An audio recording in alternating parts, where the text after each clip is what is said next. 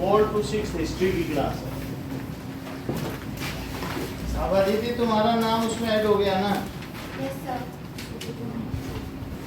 चलो okay, now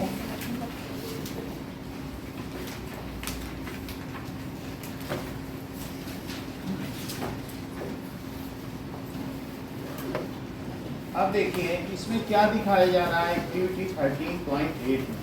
उसके पहले हम देखेंगे कि what is loudness. So loudness का क्या मतलब होता है? If that is sound has more sound energy, या उसकी जो वाइब्रेटिंग स्ट्रिंग है, हमने कुछ चीजें आपको बताई थी कि साउंड अपनी मीन पोजीशन से इधर उधर जाता है, और जहां पर पार्टिकल की डेंसिटी मोर होती है उसको कंप्रेशन कहते हैं। क्या कहते हैं? और जहां पर साउंड की पार्टिकल की डेंसिटी लेस होती है उसे रेयरफेक्शन कहते हैं। ऐसा स्लिंकिंग में भी देखा था कि कई जगह स्प्रिंग पास हो जाती हैं और कई दूर हो जाती हैं। तो जहां दूर होंगी उसमें क्या कहेंगे बताइए? रेयरफेक्शन। अच्छा, जब मैं यहाँ बोल रहा हूँ तो मेरी वोकल कॉर्ड जो है ऐसे ऐसे कर रही है, तो यहाँ के जो पार्टिकल है वो ऐसे ऐसे वाइब्रेट होकर आपके पास जा रहे हैं। रस्सी की तरह नहीं जा रहे हैं, ऐसे ऐसे नहीं जा रहे हैं। यहाँ के पार्टिकल कैसे हो रहे हैं? ऐसे ऐसे। जैसे भीड़ को धक्का दो तो धक्का आगे चल गया, वो फिर पीछे आ गया, तो ऐसे ऐसे मूवमेंट होता है कि नहीं?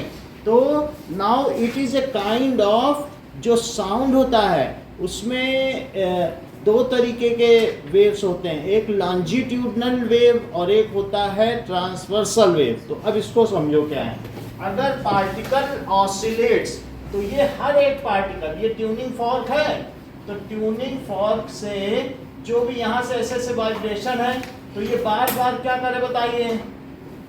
ट्यूनिंग फॉर्क पार्टिकल को बार बार धक्का दे रहा है, ऐसे दे रहा है कि नहीं? तो जो यहाँ के सब पार्टिकल है क्या वो ऐसे ऑसिलेट नहीं करेंगे? वो ऐसे से तो नहीं करेंगे।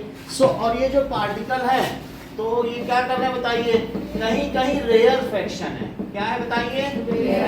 अब कहीं कहीं पार्टिकल क्या है? कंजेस्टेड है, लेकिन पार्टिकल हमेशा कंजेस्टेड नहीं रहेंगे। ये अब यहाँ से इधर उधर चले जाएंगे, तो अगली जब वेव बनेगी तो यहाँ रेयरफेक्शन होगा और यहाँ क्या होगा बताइए? कंप्रेशन। और अभी कहाँ पे कंप्रेशन है?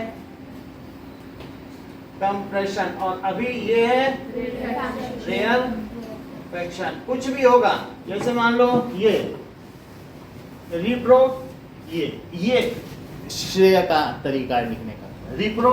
फिर कुछ भी है कि जैसे इंसुलिन, इंसु पढ़ो लिखो, ये तरीका है।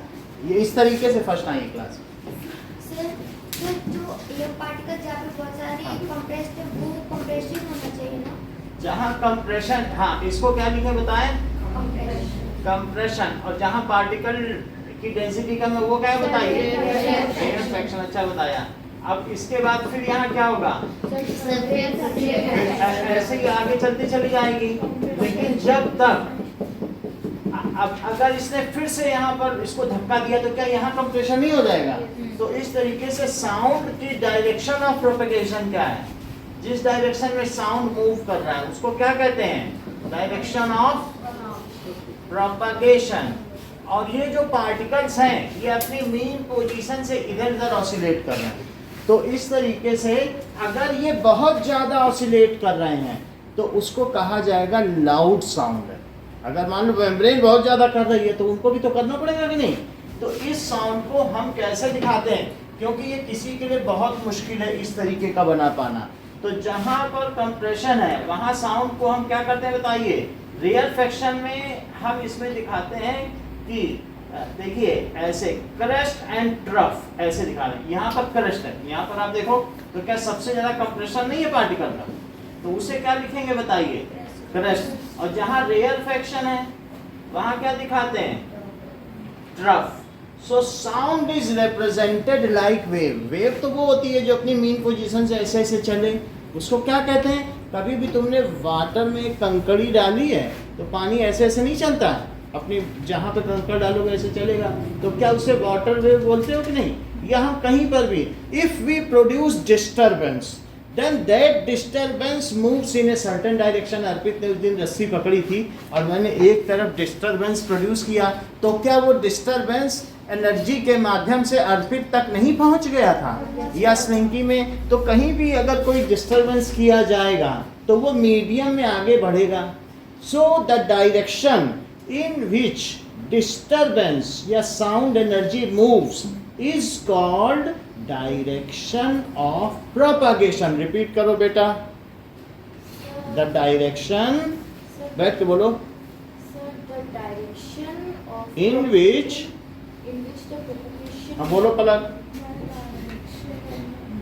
हाँ.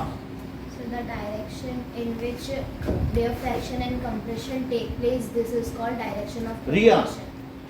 The direction in which the rarefaction and compression takes place. बताओ Nikhil. The direction in which compression and ऐसा नहीं है. द डायरेक्शन इन विच, हाँ बोलो. So the direction in which disturbance moves is called हाँ. direction of the direction in which disturbance move, या sound energy भी एक तरीके का एयर में डिस्टर्बेंस है, वही तो मूव कर रही है, उसे क्या कहेंगे? Direction of propagation. तो इस चीज को लिखें तो ऐसे आगे चल के लिखो. द डायरेक्शन इन विच, जिस डायरेक्शन में क्या होगा? Sound energy moves. कैसे मूव करें? In form of disturbance is called, उसे क्या कहेंगे? Direction of propagation. अच्छा ये बताओ आद्या, जैसे मैंने यहाँ बोला तो मेरी आवाज तुम तक पहुंच रही, किन तक पहुंच रही? किन तक की सभी तरफ पहुंच रही. सभी तरफ. So the point at which sound energy is produced, it moves all around. तो इसकी डायरेक्शन ऑफ प्रोपगेशन सब तरफ है. लेकिन मेरी आवाज तुम तक पहुंच रही तो बीच के पार्टिकल ऐसे ऐसे वाइब्रेट करके जा रहे हैं. तो इस तरीके से मीन पोजीशन से वो इधर भी जा रहे हैं और उधर भी जा रहे हैं. सो द पार्टिकल, इसकी मीन पोजीशन ये है तो इससे ये इधर इधर जा रहे हैं. सो द डिस्टेंस, ठीक है, the amount of displacement by which particle moves from its mean position, उसको क्या कहते हैं? That is amplitude. फिर से देखो, मान लो मैंने बॉब पेंडुलम ले लिया तो वो इधर भी जाएगा कि नहीं, और इधर भी जाएगा. तो वो अपनी मीन पोजीशन से किसी भी साइड, आइदर साइड जितना मूव करता है उसे क्या कहते हैं? एम्पलीट्यूड. क्या कहा जाएगा? एम्पलीट्यूड.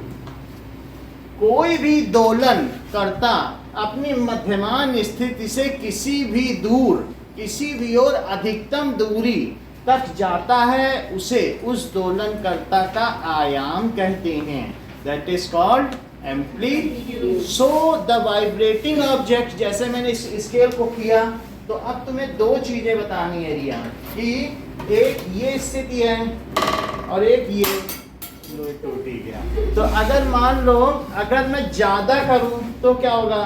तब एम्पलीट्यूड ज्यादा होगा कि हल्के में? ज्यादा में ज्यादा होगा. तो व्हेन अपनी मीन पोजीशन से ज्यादा आएगा तो उसका क्या होगा बताइए?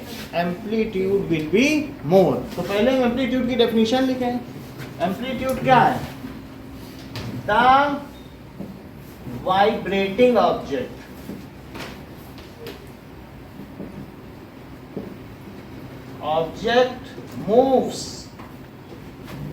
moves a certain maximum distance. Sir you आएगा. कहाँ पे लिखा था? M लिख दिया ना, मैक्सिमम. हाँ, maximum distance on either side from its mean position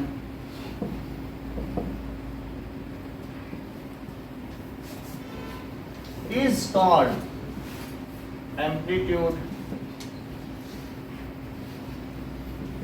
या ये भी कह सकते हैं कि the maximum displacement of vibrating object on either side is called its maximum displacement.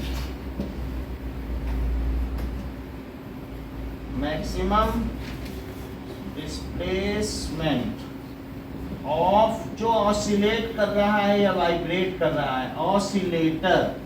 अगर धीरे धीरे चल रहा है तो ऑसिलेटर कहना, और तेज तेज चल रहा है तो वाइब्रेटर। उस चीज का नाम वाइब्रेटर। जैसे स्केल हमारा यहाँ वाइब्रेटर था, तो मैक्सिमम डिस्प्लेसमेंट ऑफ ऑसिलेटर, ठीक है, फ्रॉम इट्स मीन पोजीशन, अपने मध्यमान स्थिति से, mean position on either side, किसी भी तरफ जितना भी जाए। अगर मान लो ये यहाँ से यहाँ 4 सेंटीमीटर जा रहा है, तो इसका एम्पलीट्यूड क्या हो जाएगा? इसको A से डिनोट करते हैं, दैट इज 4 सेंटीमीटर। बोलो, बात समझ में आ गई? So on either side is called, उसे क्या कहा जाएगा बताइए? Amplitude. If amplitude is more, अगर एम्पलीट्यूड ज्यादा होगा तो क्या ज्यादा होगा? Then the loudness is more. तो नगाड़े में मेम्ब्रेन का एम्पलीट्यूड ज्यादा है कि तबले में? तो उससे लाउडनेस बहुत ज्यादा होगी। तो लाउडनेस समझ लो। यानी अब तुम्हें दो चीजें बतानी है। एक है अपनी मीन पोजीशन से इतना इतना मूव कर रहा है कोई वेव, तो ये एम्पलीट्यूड है। मीन पोजीशन से जितना मूव करे उसको क्या कहेंगे? एम्पलीट्यूड। और ये अपनी मीन पोजीशन से इतना इतना मूव करे, तो बताओ लेस लाउड कौन है और मोर लाउड कौन है? Less loud left hand side वाला है और मोर लाउड राइट। तो इसका एम्पलीट्यूड ज्यादा हुआ कि नहीं? Yes sir. जब तुम माइक्रोफोन पर बोलती हो तो लाउड स्पीकर से पहले एक एम्पलीफायर स्कूल में रखा रहता है। जब तुम लोग की प्रेयर होती है सुबह का, तो एम्पलीफायर क्या करता है? ये एम्पलीट्यूड ही बढ़ाता है। तुम कहते हो एम्पलीफायर ले आओ, अभी शुरू की सुबह की प्रेयर शुरू होने, तो वो यही काम करेगा, इसको बढ़ा देता है। तो what is loudness? Means loudness is directly proportional to amplitude. If amplitude is more, then बोलो, voice is louder. तो that is amplitude के ऊपर all depend करता है। तो बॉयज की वॉइस लाउडर होगी कि गर्ल्स की? बॉयज की, क्योंकि उनका जो वॉइस बॉक्स है या फिर उनकी मेम्ब्रेन है वो थिकर होती है। तो इस चीज को लिखें। दो प्रश्न पूछे जा रहे हैं आपसे अदिति। एक, what is the direction of propagation? The direction of propagation means the way, the direction in which sound energy, the बिल्कुल direction. सही। In which sound energy moves. What is amplitude? Amplitude means that higher the amplitude.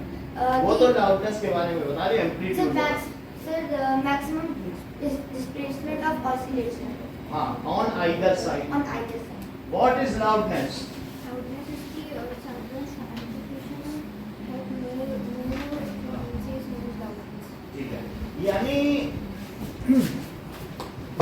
अब ये देखो, the amount of sensation produced in our ears is called loudness. So if amplitude is more, then sound is louder. हमारे कान में कितना sensation हो रहा है, कहते बड़ा लाउड साउंड है, हमारे तो पर्दे ही फट जाएंगे, ऐसा कहा जाता है कि नहीं? सो क्या कहेंगे बताइए, लाउडनेस क्या है? द अमाउंट ऑफ सेंसेशन, तो सेंसेशन प्रोड्यूस्ड बाय साउंड, तो साउंड के द्वारा जो सेंसेशन प्रोड्यूस किया गया। हेलो,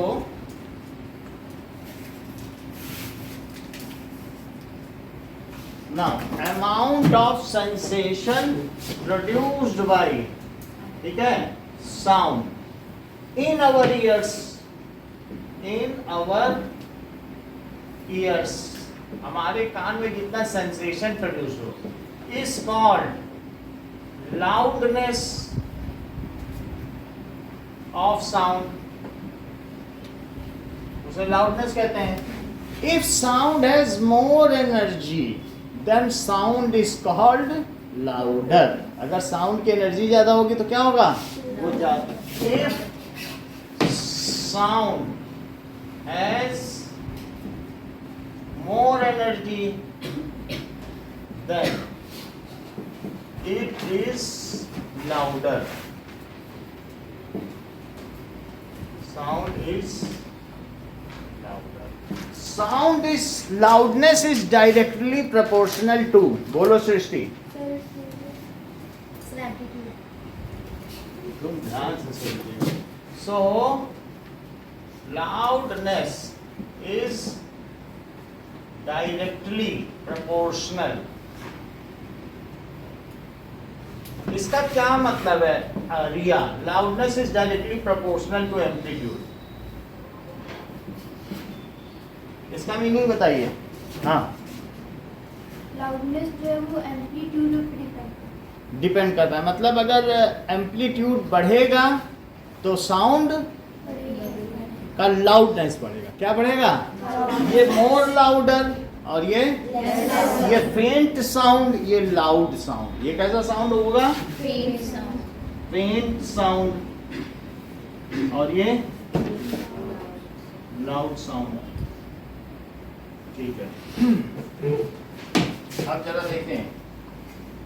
तो ये हमने लाउडनेस के बारे में समझ लिया है. आपके पेज नंबर 162 में कहा गया है. अब जरा देखो एक्टिविटी के बारे में. So, Arpit, what does the crest represent? Crest क्या represent कर रहा है और ट्रफ क्या represent कर रहा है? Sound खुद क्या है बताइए?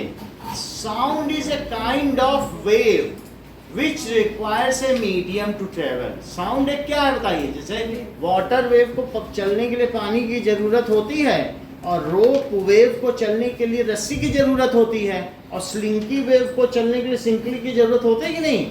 उसी तरीके से साउंड वेव को चलने के लिए किस चीज की जरूरत हुई? मीडियम या एयर की जरूरत हुई, या कोई और भी मीडियम हो सकता है. यहाँ पर भी कोई चीज की जाए वाइब्रेट तो वहां तक जाए. तो sound waves requires a medium. समझ में आया? अब लेकिन हम आपसे ये पूछ रहे हैं कि देखिए Jyoti, what is crest? Sound moves in a medium. किसी भी मीडियम में चलता है लाइक वेव. कैसे चलता है? वेव. सो क्रेस्ट क्या रिप्रेजेंट करता है बताओ? Compression. So where the particles are more congested या having more density, that part represent. And what is trough? अब और हाँ Sir, where air particles are wide apart. wide apart, then it is called. समझ में आ गई बात? तो लिखो crest क्या है? The region in which air particle या पार्टिकल्स किसी और भी मीडियम में चल सकता है. So particles are closer, that is closely packed, is called crest. ठीक है? और क्रेस्ट रिप्रेजेंट कंप्रेशन. क्रेस्ट किसको रिप्रेजेंट करता है? ये सिर्फ एक आसानी से बनाने का तरीका है, डॉट ना लगाना पड़े इसके लिए. सो crest represent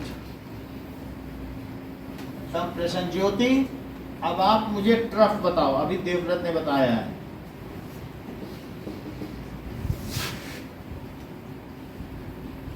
Jasmita. Where particles are wide. Srishti. The region in which particles are widely distributed is known as a trough. सही है. The region in which particles are wide apart is called trough. उसे trough कहेंगे. So trough represent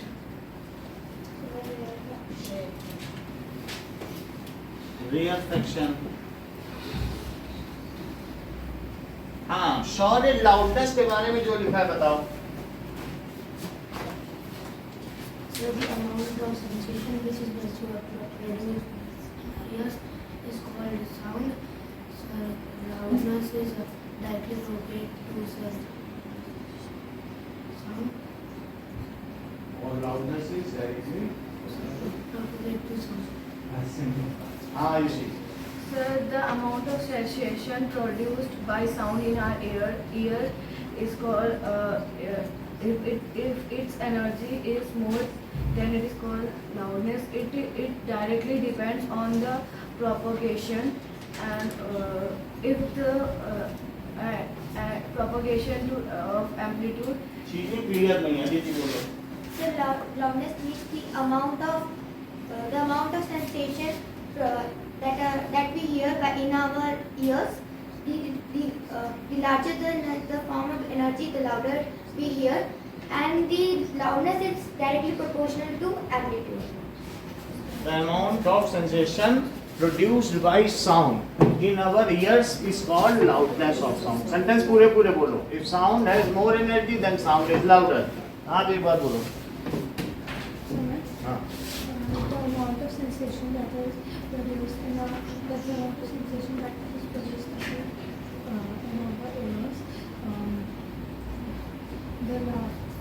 there is called loudness of sound. हाँ। If sound has more energy, then it is louder. Loudness of sound is directly dependent on propagation of amplitude. Directly proportional to amplitude propagation word क्यों लगा रही हो? समझ में आ गई बात कि नहीं? नाउ ओके, अब हम लोगों ने लाउडनेस समझ ली है। एक्टिविटी देखिए 13.8 में वो क्या कर रहा है, पानी में बेल बजा रहा है, तो क्या उसको उससे क्या पता चला पानी में? क्या वो सुन पाएगा बेल को? बताइए। अगर वाटर के अंदर कोई आवाज की जाए, देन ऑल्सो वाटर भी तो एक मीडियम है, then the person is able to hear it. अगर आप पानी के अंदर भी ताली बजाओगे तो ऊपर वाले को कहीं ना कहीं ध्यान से सुनने में सुनाई पड़ जाएगा, because anything which is produced inside या बेल, इलेक्ट्रिक बेल है, उसको मैं पानी में डिप कर दूं और तब बजाऊं, then also its sound can be heard from outside. समझ में आ गई बात कि नहीं? तो इससे क्या पता चलता है कि sound travels in water also. Okay, इससे क्या पता चल रहा है कि sound travels. Now so how the whales and dolphin communicate inside water? By vibrating from vibration of Yes, water. they produce sound and which is listened by other sound of same species. So sir, तो जो dolphin है वो दूसरी fish की बात नहीं समझ सकती। बात समझे, वो उनकी अपनी एक साउंड की फ्रीक्वेंसी है, वो सिर्फ फ्रीक्वेंसी एक तरीके की आवाज निकालती है, बातचीत नहीं करेंगी। समझना होता है कि दूसरी डॉल्फिन पास में है तो उस फ्रीक्वेंसी को दूसरा रीड कर लेता है। तो साउंड जैसे तुम्हारे पास हमने बताया अलग अलग हैं, फ्रीक्वेंसी का कुछ मतलब नहीं है, नंबर ऑफ ऑसिलेशन है। जैसे हमारे पास यहाँ पर एक ग्रुप ऑफ ट्यूनिंग फॉर्क है, तो सब अलग अलग फ्रीक्वेंसी पैदा कर रहा है। इसमें किसी की है कि ये 100 ऑसिलेशंस पर सेकंड करता है, ये 200, ये 300, ये 400, ये 500, ये 600। ये ट्यूनिंग फॉर्क का सेट है।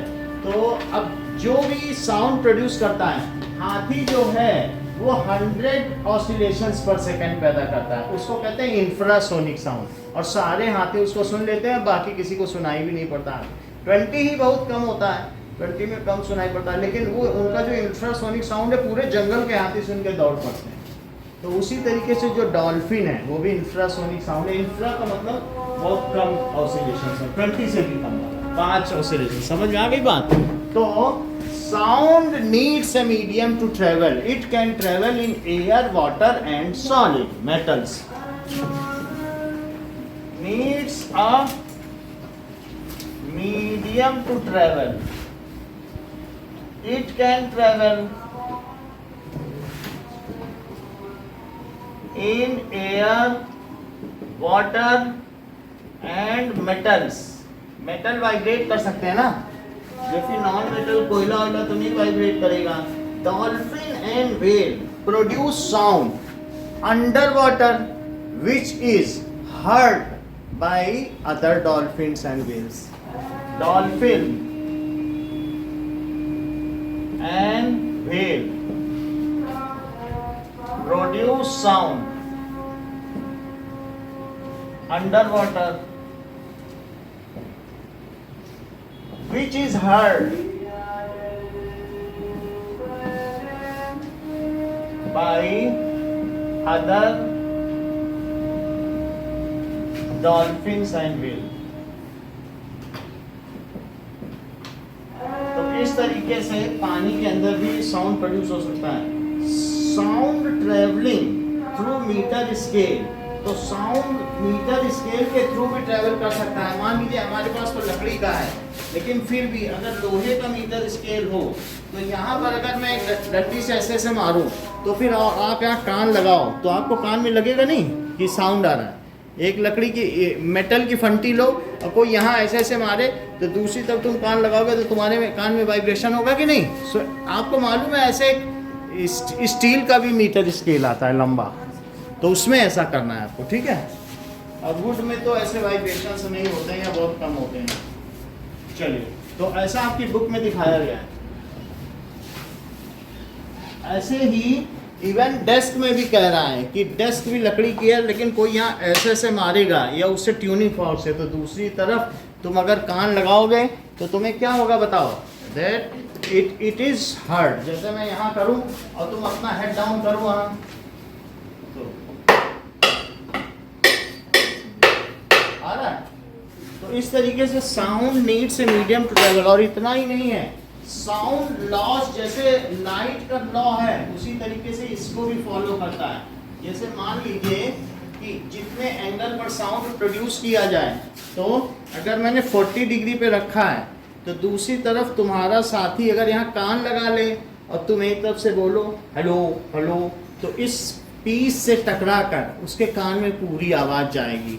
जैसे ये दोनों 40 पर रखे हैं, तुम इसमें कुछ भी बोलो, मानसी के कान में और सुविधा के लिए 60 पे कर देता हूँ. इस 60 पे उतने पे ही रखना होगा, बोलो और वो कान लगाएगी, पकड़ो अपने हाथ में. तो इस तरीके से साउंड क्या होता है, लॉ ऑफ रिफ्लेक्शन को भी फॉलो करता है. समझ में आ गई बात कि नहीं. एक तरफ से बोलना है और एक तरफ से सुनना है. अब अगली बात देखिए कि जैसे क्या आप लोगों ने कप वाला एक्सपेरिमेंट किया है. कप में धागा बांध दो एक गांठ लगाकर और दूसरी तरफ कप हो बहुत दूर हो, तो ये बिल्कुल एक तरीके का फोन का काम करता है. बात समझ में आ गई कि नहीं. तो यहाँ पर दो लोग, एक यहाँ आवाज करे और एक यहाँ कान लगा लें, तो दोनों लोग अगर अलग अलग आवाज करें तो मतलब आवाज करे और कान लगा ले तो इसके थ्रू ये चल जाएगा स्ट्रिंग के थ्रू. बात समझ में आ गई कि नहीं. So the same is seen understanding action of ear drum. अगर मान लो कि अगले वाले में देखो ये एक तुम हॉलो ढक्कन लो, ईयर ड्रम कैसे काम करता है ये देखो. तुम यहाँ पर ऐसा हॉलो ले लो दोनों तरफ से और यहाँ पर एक मेम्ब्रेन लगा लो. मेम्ब्रेन का मतलब एक रबर फटा हुआ बैलून लगा लो. तो बताओ फटा हुआ बैलून अगर इसमें तुमने लगा लिया ये और यहाँ पर बोलो तो बोलिए क्या होगा. अगर आप यहाँ पर बोलेंगे तो क्या ये जो आवाज है ये रेयर फ्रैक्शन यहाँ अंदर जाएगा और ये ईयर ड्रम ये बैलून ऑसिलेट करने लगेगा क्या. जैसे एक बैलून लगाओ यहाँ तेजी से बोलो, तुम देखो कि जो दूसरी तरफ का बैलून है वो वाइब्रेट करने लगा है. So by speaking the balloon जैसे वाइब्रेट करता है तो क्या उसी तरीके से हमारा ईयर ड्रम वाइब्रेट नहीं करेगा बोलने से.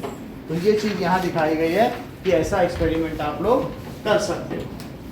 यहाँ पर दिखाया गया ये लाउडनेस का मतलब है कि अगर कोई भी चीज़ बहुत तेज वाइब्रेट कर रही है तो उसकी वजह से, जैसे मेरे चारों तरफ लोग खड़े हैं खूब कंजेस्टेड और मैं कहूँ कि ऐसे बोलो जय माता दी जय माता दी जय माता दी, खूब हिलने लगूँ तो मेरे आगे वाले को भी धक्का लगेगा, वो भी ऐसे ऐसे हिलने लगेगा। तो उसके बाद फिर सारी पूरी कीर्तन मंडली धक्का मार मार देखने लगेगी। और वही चीज़ हमारे ईयर ड्रम में पड़ी, ईयर पार्टिकल हिलने लगे तो क्या हमारा ईयर ड्रम भी हिलने लगा। तो ये जो ईयर ड्रम का हिलना है, अगर ये तेजी तेजी से हिल रहा है, इसका मतलब लाउडनेस ज़्यादा है। और इतना भी तेज हिल सकता है तो कान का पर्दा ही फट जाएगा, अपनी जगह से ही हट जाए। तो लाउडनेस का मतलब है if amplitude is more, particles of air are oscillating wider apart from their mean position, then they produce more sensation in our ears, and in this case more energy is received by our pinna. This is pinna. तो बहुत सारी energy होगी, तो हमारे कान में जब energy ज़्यादा जाएगी तो क्या सेंसेशन ज़्यादा नहीं होगा, and it is called loudness. Now अब देखिए,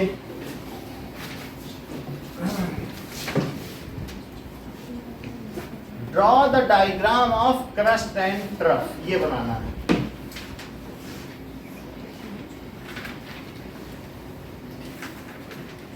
of sound wave showing crest and trough.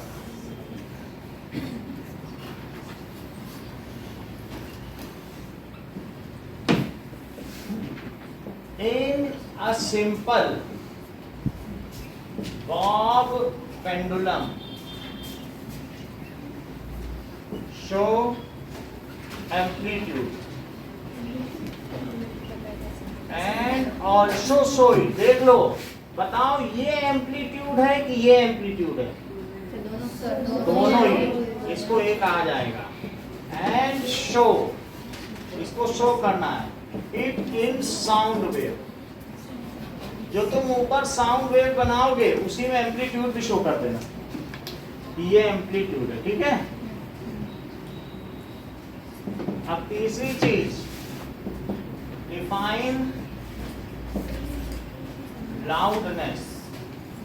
Loudness दिखाना है, कंप्रेशन क्या होता है, और रेयर फ्रैक्शन, और चौथी चीज है प्रोपगेशन ऑफ साउंड। इतना ही करना है।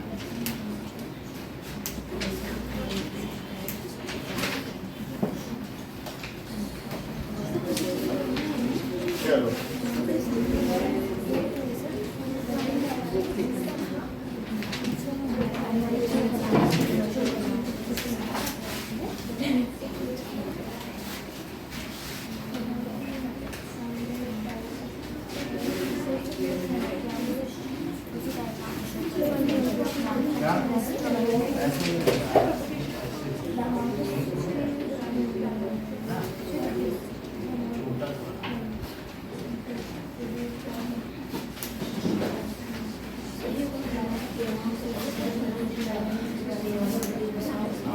and sound, the loudness depends on amplitude.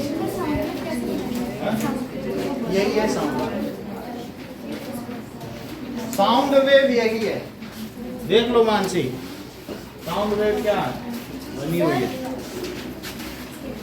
कहोगे ये